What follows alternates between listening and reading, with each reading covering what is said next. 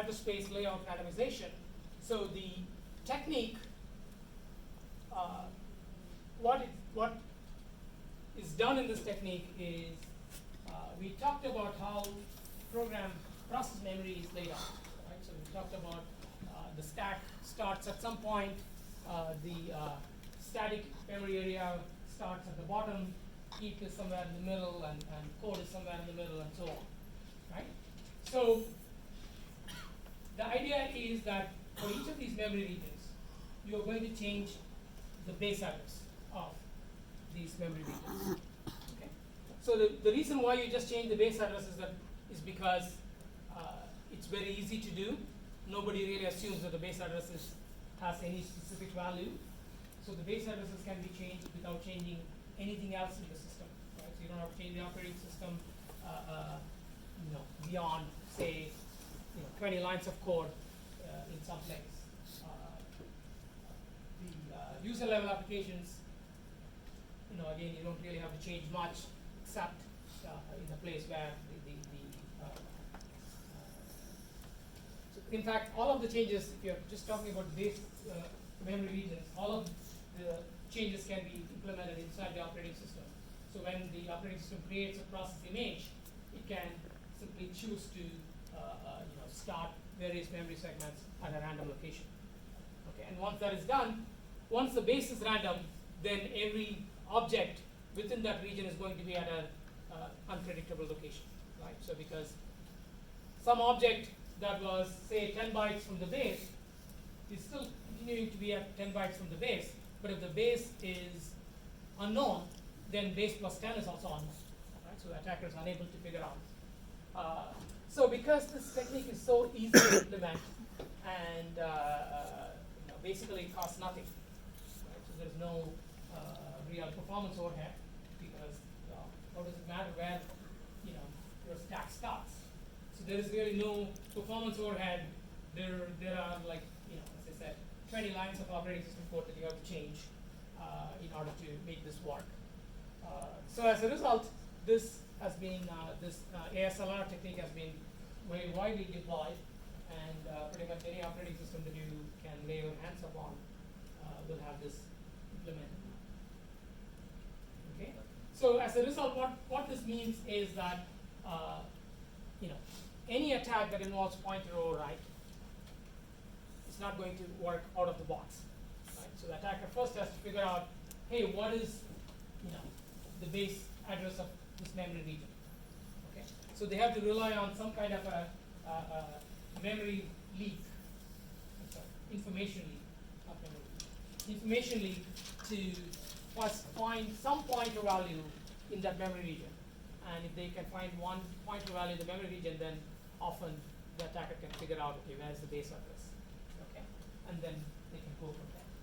But at least they have to do, before they can have a successful exploit, they need to do some kind of a information leakage.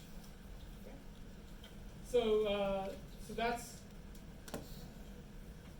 as a matter of practice, right? So it's not that ASLR stopped attackers cold.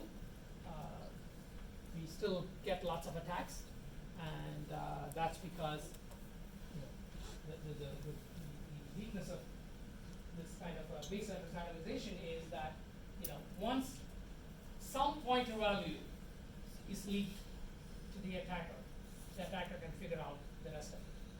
Okay, so it's kind of fragile. Right? There is like one 32-bit secret that the attacker needs to figure out. Okay, and once they figure that out, everything is lost. Okay, so that brings one to sort of what is called relative address randomization or fine-grained randomization. So the idea is that instead of randomizing just the base address of different memory regions, you instead randomize even the distance between two successive objects. So you can say, hey, if I have two static variables or global variables, then I'm going to randomize the way I allocate these two variables so that you can't tell whether the second variable is 20 bytes from the first one or 20,000 bytes from the first one. So if you do that, then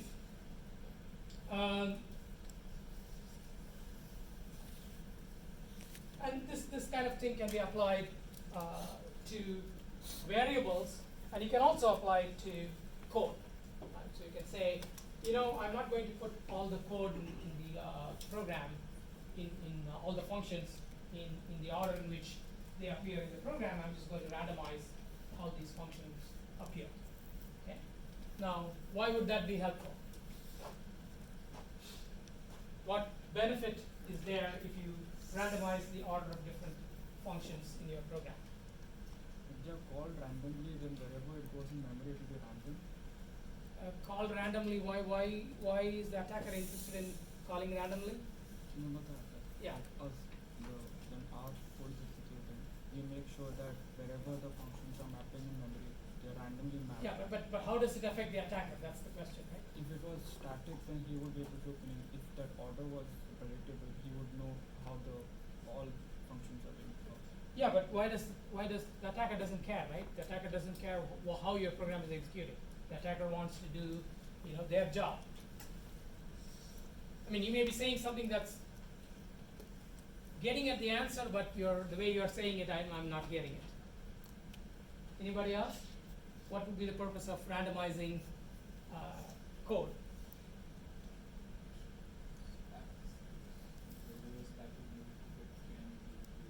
So for now, assume that the only thing that's being randomized is the code itself.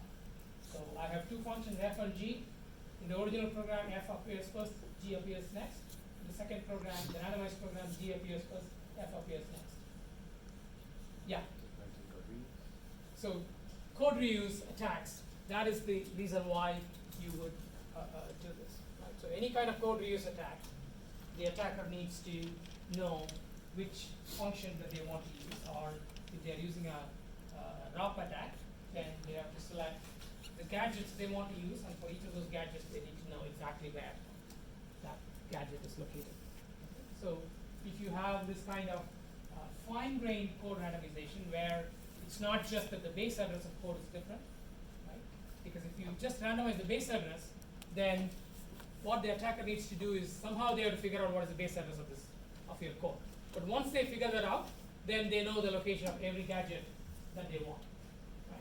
Whereas if you randomize at a finer granularity, then they just don't know anything. Right? So for each gadget that they want to use, they have to independently figure out where it is in memory. Right? So that's why function randomization is useful. So what is the purpose of, let's say, randomizing the order of, let's say, global variables?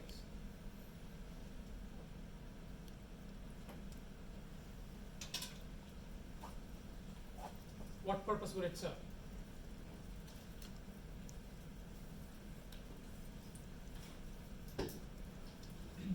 Yeah.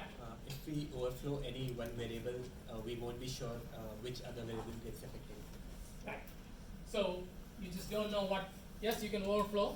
There's no problem. But no, you don't know what happened. Right. So you can't control the effect of the overflow. So that's the reason why. And it applies not just to static variables. It also applies. If it's a heap that you're randomizing, then once again, if you overflow past the end of one heap object, you don't know what you're overriding. Or if you are randomizing variables on the stack, once again, you overflow past one variable, you don't know what you ended up corrupting.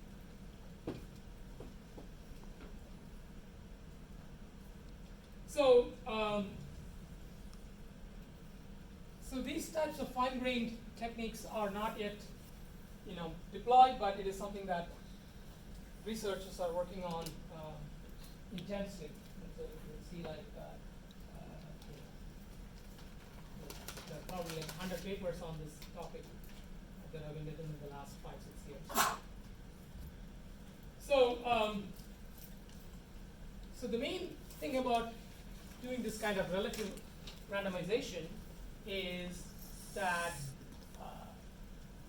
even in the first step, which is you override past the end of some object, and then you try to override something else, even at that step, you don't know what is the effect. Okay, so the first step itself fails, therefore, that makes attacks harder. Okay? The second reason is that because there is randomness in the location of every object, okay, the attacker cannot just do a one information leakage and figure out the location of everything in memory.